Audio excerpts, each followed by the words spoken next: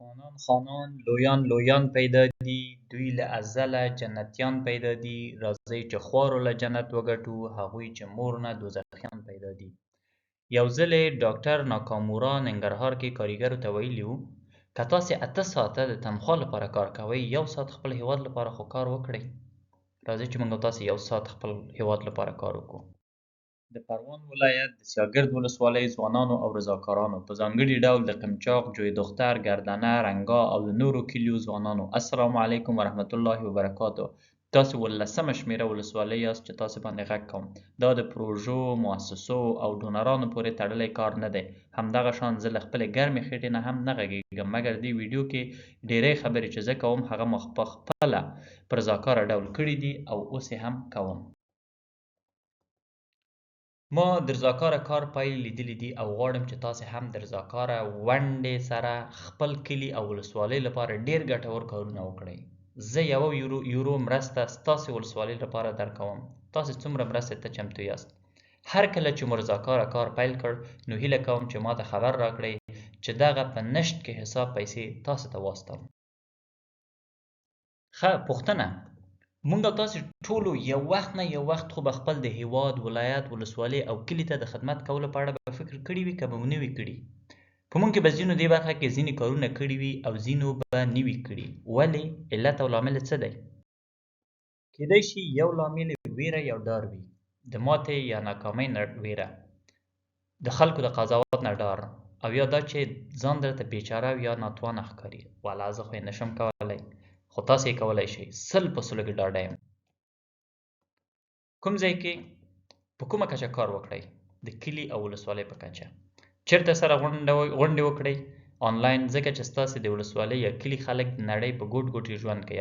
افغانان دي په ټول دنیا کې ژوند کوي. رضاکاره کار لپاره پیسې له کوم ځای نه کړو؟ خپلو کلیوالو نه پیسې واخلئ او هیله کوم چې بله مؤسسه یا انجو د دې کار نه مه جوړوئ چې به ډونران ته په تمه یاست چې به ډونران پیسې درکړي. بس خپل کلیوالو ته باندې غږ وکړئ چې بهر کې دي، ښارونو کې دي، چې تاسو سره مرسته وکړي او دغه خپل هیواد لپاره کار وکړو. ننګونې څه دي؟ ستونزې څه دي؟ د کلي په کچه موږ او تاسې ادرس نه لرو یا پته نه لرو. په څه معنا؟ همدا اوس که تاسې وغواړئ یوه توره تخته خپل کلي ته ولېږئ، تاسې څوک نه پیژنئ چې څوک دي، دا کارونه څوک کوي، څوک یې راټولوي. سبا ته خدای ناخواسته افغانستان کې زلزلې ډېرې دي، سیلاوونه دي، زلزله ځپل سره تاسو غواړئ مرسته وکړئ.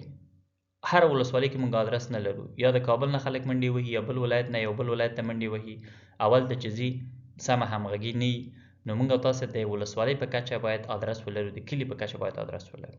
بل ځکه چې دغه کار پخوا د کلي په کچه، د ولسوالۍ په کچه چا نه دی کړی، نو هېڅوک جرأت نه کوي چې مخکې شي. نو لومړیتوب دا دی چې یو کس د مخکې شي او دغه جرأت دی ځان ته ورکړي. بل روڼتیا او یا شفافیت یا حساب ورکونه په خیریه او رضاکاره کارونو کې یوه ستونزه وه او ده.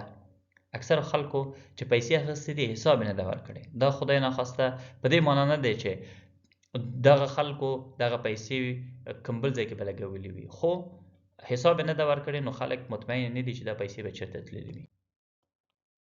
ښه، څه شي ته اړتیا ده؟ موږ داسې ډېرو شیانو ته اړتیا نه لرو. یو مخلص او صادق انسان ته تاسې اړتیا لرئ د کلي په کچه. یو د واتساپ ګروپ چې دا ټول سره راټول کړئ. بل ستاسې یو تن کلیوال چې بهر کې اوسېږي، ځکه چې هغه د بهر میشتي ستاسې کلیوال سره راټول یا همغږي کړي. د میاشتې $1 ژمنه د یو کس لخوا نه، بس د $1 نه یې پیل کړئ، د 1 یورو نه یې پیل کړئ، ډېرو پسې مه ګرځئ. په اونۍ یا میاشت کې د 1 ساعت رضاکاره کار د ژمنه. که څوک پیسې نه ورکوي، یو تخصص لري، یو مسلک لري، خپل د مسلک په اړه یو رضاکاره ژمنه وکړي چې د خپل مسلک په اړه خلکو ته پوهاوی ورکړي. ښه، ولې دا کار وکړو؟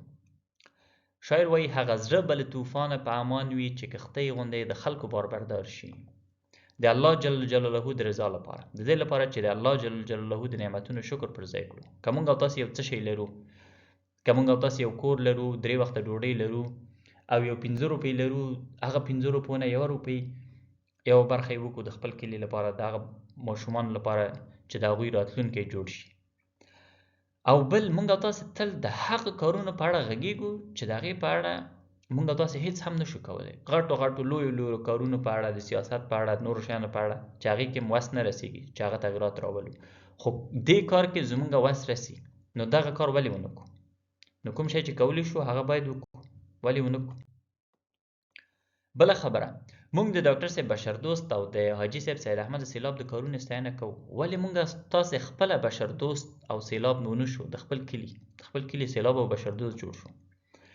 بل د دې لپاره چې دغه کار لپاره ظرفیت شته، او هغه ظرفیت شی دی د کلي په کچه موږ تاسې وړ کسان لرو، با استعداده کسان لرو، تکړه خلک لرو، ښه استادان لرو، ښه تکړه با ظرفیته خلک انجینران لرو، خو او بهر کې هم دغه شان خلک لرو چې هغوی دې ته آماده دي چې دغه مرسته وکړي، خو دغه ظرفیت نه باید موږ تاسې ګټه پورته کړو. دغه دوه کسان یو بل سره وصل نه دي، دوی باید سره ونښلو، دوی سره باید وصل کو.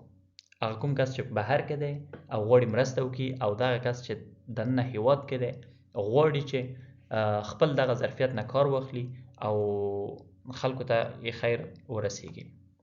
بل موږ تاسې تل د نورو د ښه کارو په لیدلو سره خوشحاله کیږو، یوټیوب کې، فیسبوک کې ویډیوګانې یو ښه کار ګورو، یو خیر کار ګورو، هغې باندې لایک ورکوو، کامنټ ورکوو، خوشحاله کیږو. نو ولې موږ تاسې خپله دغه کار کې مخکښ ونه شو او موږ تاسې خپله مخکې نه شو؟ ولې همدغه ښه کار موږ خپله ونه کړو چې نورو ته په تمه شو چې د هغوی ښو کارونو ته لایکونه او سبسکرایبرونه ورکړو؟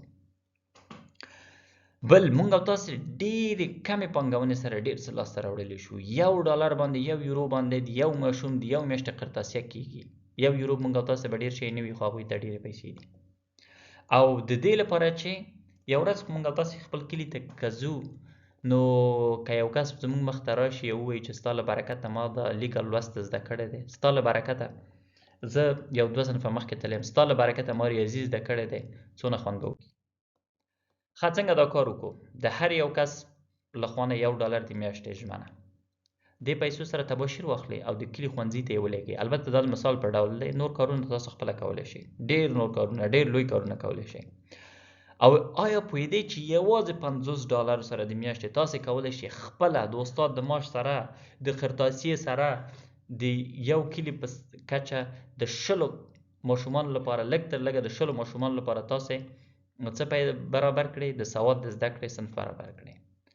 او بل 1 ساعت پریزنټیشن په میاشت کې چې څنګه ځوانان د بورسیو لپاره غوښتنلیکونه ورکړي. او بل نیم ساعت پریزنټیشن د دې په اړه چې څنګه له مالي اړخه پر ځان بسیا شو، ځوانانو ته، محصلینو ته، متعلمینو ته، نورو ته. ښه، هغه مهم ټکي چې ورته پام وکړئ. اول، د زرګونو کیلومتر سفر په یو قدم سره پیلېږي. دغه قدم تاسو واخلئ، دغه جرأت وکړئ. بل، له ډېر کوچني او کار نه یې پیل کړئ او ډېرو کمو پیسو نه یې پیل کړئ. په منظم ډول کار وکړئ، همدغه کار پسې واوسئ. یو داسې نه چې یو ورځ یې وکړئ او بیا 10 ورځې مه کوئ. نه، که میاشت کې یو ځل غونډه کوئ، میاشت کې یو ځل یوه غونډه وکړئ. که میاشت کې، که 2 میاشتو کې یو ځل د غونډې تصمیم هم نیولي، هماغه شانتې وکړئ. خو همیشه دا منظم وساتئ. یو څو کاله خو دا کار وکړئ، بیا به یې تاسې نتیجه وګورئ او پایلې به یې وګورئ. او صبر او زغم ولرئ، ځکه چې دا کار وخت ته اړتیا لري. په ورځو، اونیو او میاشتو کې د پایه تمه مه لرئ. او د خلکو د ستاینې په تمه مه اوسئ چې موږ دا کار وکړو، خلک هېڅ موږ نه هڅوي، موږ نه تشویقوي، ستاینه هم نه کوي. د ستاینې وخت هم رارسي. او موږ او تاسې افغانستان کې 400 ولسوالۍ لرو. دا کار ورکوټي مه ګڼئ، ځکه چې که موږ او تاسې نور خبرو پسې مه ګرځئ. که یوازې د افغانستان په کچه، د هر ولسوالۍ په کچه موږ او تاسې کال کې 1 تن باسواده کړو، د ټول افغانستان په کچه به موږ او تاسې 400 ډېر باسواده خلک ولرو.